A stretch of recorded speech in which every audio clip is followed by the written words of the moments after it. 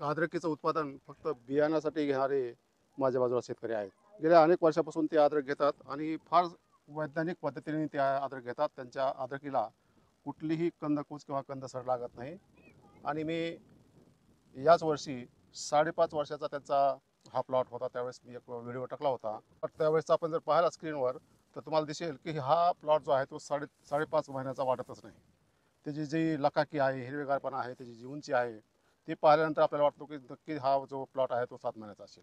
यावर्षी पण त्यांची जी अद्रक आहे ते किती होती आणि हे बियाणं ते कुठल्या जिल्ह्यामध्ये, कोणत्या कोणत्या राज्यामध्ये विकणार आहेत त्याचीच माहिती आपण आजच्या व्हिडिओमध्ये घेणार आहोत.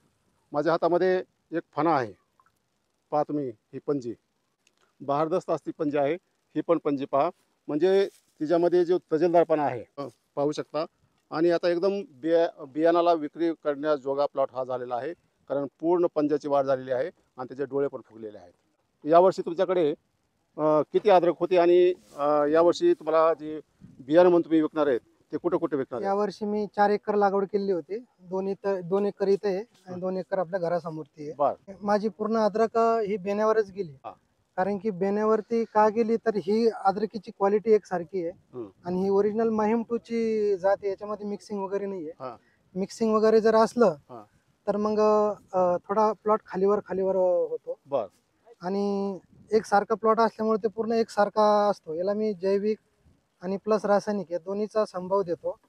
त्याच्यामुळं निमेटोड वगैरे हे जे शत्रू येतात ते पॅसिलोमायसिस वगैरे आपण जे जीवाणू वगैरे देतो त्याच्यामुळे ते कंट्रोल होतं. आणि आता माझं बियाणं हे नागपूर, वर्धा, अमरावती, मेकर, वाशिम, बुलढाणा, बाकी महाराष्ट्राच्या बाहेर पण गेलेलं आहे.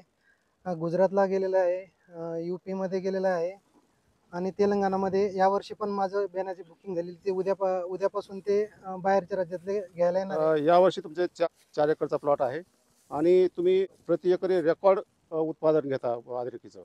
तर यावर्षी तुमचं काय टार्गेट आहे 4 एकर? ह्या 4 एकरमध्ये माझा 200 प्लसचा 1 एकरमध्ये 200 प्लसचा ॲव्हरेज निघेल. म्हणजे 4 एकरमध्ये 800 ते 900 क्विंटल हे हमखास ॲव्हरेज निघेल. कारण की माझा बेड पण तुम्ही बघू शकता आणि काढल्यानंतर तुम्ही याची क्वालिटी बी बघा. आता हा केवढा मोठा गंज आहे. गेल्या वर्षी पण तुम्ही बियाणं म्हणून अद्रक विकली होती. हो. किती विकली? गेल्या वर्षी माझी जवळपास 600 क्विंटल पर्यंत अद्रक मी बियाण्यावर विकली होती. आणि ज्या आधी काही व्यापाऱ्यांना दिलती, कारण की त्यावेळेस मागच्या वर्षी जरा पाणी कमी होतं आणि नंतर 600 क्विंटल पर्यंत मागच्या वर्षी मी बियाण्यावर विकली. मागच्या वर्षी चांगला रेट होता बियाण्याला, या वर्षी थोडा कमी आहे. गेल्या वर्षी 10,000च्या पुढे होता रेट, यावर्षी कसा आहे? 10-12 हजार रुपयाचा रेट होता. यावर्षी माझं काही बुकिंग 8,000 झालेलं आहे, काही 7,000 झालेलं आहे. असं मी बुकिंग देतोय. आणि यावर्षी भरपूर बुकिंग आहे. ज्या शेतकऱ्यांनी पैसे आधी दिले त्यांचीच बुकिंग ठरवते. आणि आता ह्या 8 दिवसामध्ये पूर्ण माझी जवळ 800-900 क्विंटल अद्रक बियाण्यावरती. म्हणजे लोक वेटिंग मध्ये, तुमच्याकडे तेवढा माल नाही असंच? हो. लोक वेटिंग वर, त्याचा माल ज्यांनी पैसे दिले आधी त्यांना माल भेटेल, नंतर त्यांना शेतकऱ्यांना माल भेटणार. तुमच्या लोक बियाणं म्हणून घेऊन चालले ते अद्रक, तर कारण काय त्यामागचं? त्यामागचं कारण एक आहे, बियाणं एका जातीचं आहे, माहीम 2 चं प्युअर आहे. दुसरी गोष्ट माहीम 2 चं असल्यामुळे हे उंच वाढणारी जात आहे सरळ, कारण की आपण गड्डा खाली लावतो, अद्रक ही वरती वाढते. दुसरी गोष्ट याला निमेटोड नाहीये आणि निमेटोड असला की सडचा पण प्रॉब्लेम जास्त वाढतो. आणि माझं 50% जैविक असल्या कारणाने शेतकऱ्यांची पसंती माझ्या बियाण्यावरती आहे.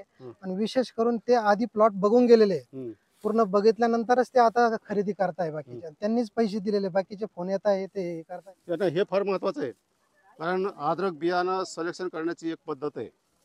लोक डायरेक्ट ज्यावेळेस अद्रकची काढणी होते त्यावेळेसच ती येतात आणि बियाणं घेऊन जातात.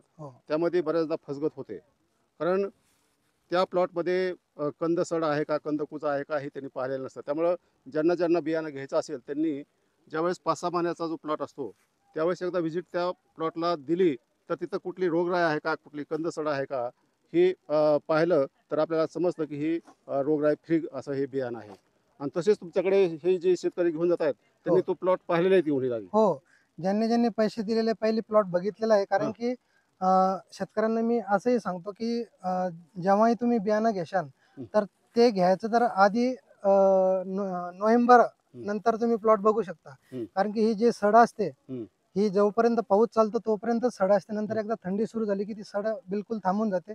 त्यावेळेस ते प्लॉट बघायला पाहिजे, कारण की आपण बियाणं खूप महत्वाचं असतं. बियाणं जर सडचं घेतलं तर आपली अद्रक 100% सडणार. आता तुमच्याकडे सड येत नाही, आता जिथं जिथं ड्रेनेज बरोबर नाही, म्हणजे शेताच्या बाहेर पाणी पडत नाही, हो जिथं पाणी साठतं तिथं तुमचे कंदकुज येते निश्चित. नंबर एकचा मुद्दा. दुसरा मुद्दा, काही जमिनीमध्ये काय त्याचे जीवाणू बुरशी असतात, त्यामुळे कंदसड येते, परंतु ते येऊ नये म्हणून तुम्ही काही जैविकाचा वापर करता. हो बाकीचे काय शेतकरी करतात, फक्त रासायनिकचाच मारा करतात आणि बरोबर. अशा ठिकाणी ते कंदसड जास्त येते. तुम्ही रासायनिक प्लस केमिकलची जोड देता, मग तुमच्याकडे कंदसड कमी असं तुमचं म्हणणं आहे. सांगावर काय करता ते? अद्रकला जर सड आले तर रासायनिकने 100% ती सड कंट्रोल होत नाही, फक्त 4 ते 5 दिवस थांबते आणि आपला रासायनिक वरती खर्च खूप होतो. आणि जैविक जर पहिल्यापासून जर केलं तर आपली सड येत नाही. फक्त पावसाचं पाणी, पाऊस चालू असताना पावसाचं पाणी त्यावेळेस तुंबलं तर चालतं, पण पाऊस उघडल्यानंतर 1 घंट्याच्या आतमध्ये आपल्या जमिनीमधलं पाणी पूर्ण निचरा झालं पाहिजे किंवा ते खाली वाहून गेलं पाहिजे. त्यासाठी आपली अद्रकची जी लागवडीची जमीन आपण निवडतो तर ती थोडी ढाळी करून घेतली, उतरती करायची, म्हणजे पाणी लगेच निघून जातं.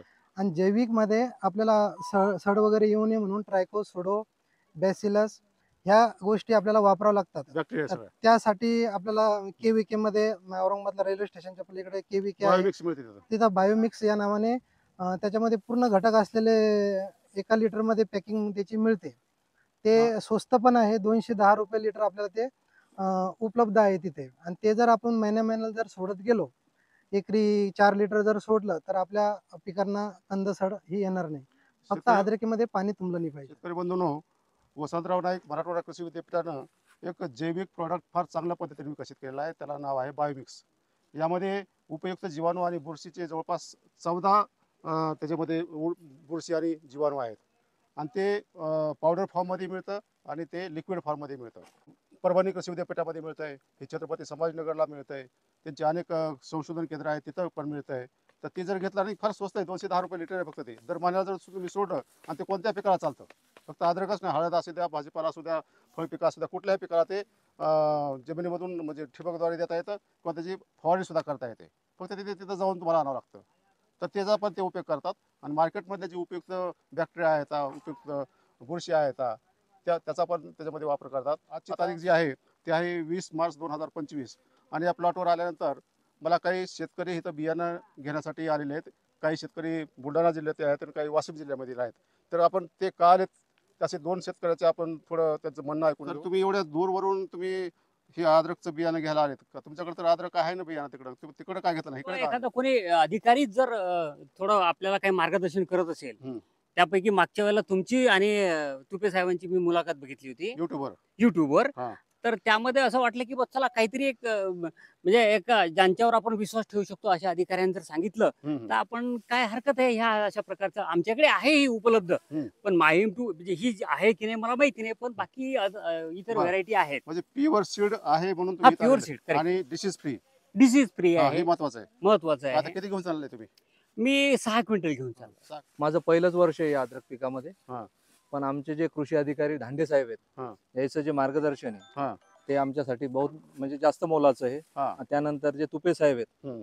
आणि त्यांचे आणि धांडे साहेबाचे जवळपास धांडे साहेबांनी स्वतःची 2.5 एकर क्षेत्र अद्रक असताना माहीम 1 माहीम 2 ची अजून बेण्याची त्यांनी मागणी केली तुपे सरांकडे, की जेणेकरून त्यांनी निमॅटोड नाही आहे याला. आणि याची जी कंदाची साईज आहे ही माहीम 1 पेक्षा दुप्पट आहे. हा, वजन जे आहे ते जवळपास दुप्पट आहे. आणि सगळ्यात महत्वाचं म्हणजे हिच्यावर रासायनिक आणि जैविक दोन्ही हे झालेले आहेत. आणि जे धांडे साहेब आहेत ते स्वतः या प्लॉटला, जेव्हा हा हिरवागार प्लॉट होता त्यावेळेस व्हिजिट देऊन गेले. हा, आणि त्यांनी ही स्वतः कृषी अधिकारी आहेत, कृषी सहाय्यक पदावर बी काम केलेलं आहे त्यांनी. आणि त्यांनी सगळं हे केल्यानंतर आज जवळपास 150 किलोमीटर अंतर आमचं गाव आहे, 150च्या पेक्षा जास्त आहे. तिथून धांडे साहेबांनी हा प्लॉट सिलेक्ट केला या वर्षी. किती घेऊन जाणार आहेत तुम्ही? माझं स्वतःच 20 क्विंटल आहे आणि अवांतर 20 क्विंटल, असं 40 क्विंटल. तुम्ही अद्रकीचे जुने उत्पादक आहेत. हो आपण तुमच्या त्या अद्रकीच्या विषयी 5-6 व्हिडिओ बनवलेले आहेत. बरोबर. त्या व्हिडिओचा काय फायदा झाला का? हो त्या व्हिडिओचा असा फायदा झाला की माझे अद्रक चांगले असल्यामुळे तो व्हिडिओ बघितल्यामुळे लोकांनी पहिल्यापासून जवळपास 5 वर्षापासून माझं बियाणं घेऊन जात आहे. आणि विशेष म्हणजे ते दुसऱ्या तिसऱ्या वर्षी परत माझ्याकडे येत आहे आणि ते परत बियाणं घेत आहे. कारण की कोणत्याही जमिनीमध्ये अद्रकीचं उलटापलट झाली पाहिजे बियाण्याची, कारण की हे बियाणं काही कृषी विद्यापीठामध्ये किंवा कंपनीमध्ये तयार होत नाही. पण आपल्या जमिनीमध्ये पण आपण परत आपणच लावलं तर त्याचं अवरेज थोडं घटतंय. मग थोडं वेगळं बियाणं घेतलं तर त्याचं 100% अवरेज वाढतं आणि मला त्याचा खूप फायदा झाला. कारण की माझं बियाणं दरवर्षी क्वालिटीचं राहिल्यामुळं तुमच्या मार्फत पण मला खूप मोठं म्हणजे यावर्षी तर बियाणं पुरलं नाही. भरपूर जणांची बुकिंगची मागणी आहे, पण त्यांना ते आता नंतर बियाणं मिळणार नाही. कारण की माझं बियाणं जवळपास 800-900 क्विंटल पर्यंतच माझ्याकडे बियाणं आहे 4 एकरमध्ये. पुढल्या वर्षी किती अद्रक घेणार आहेत? पुढच्या वर्षी थोडं माझ्याकडे जमीन कमी असल्यामुळं मी 1 ते 1.5 एकर लावण्याचा प्रयत्न किती जमीन करणार आहे आहे. तुम्हाला? मला 10 एकर जमीन आहे आणि लीजवरती 8 एकरची केलेली आहे मी.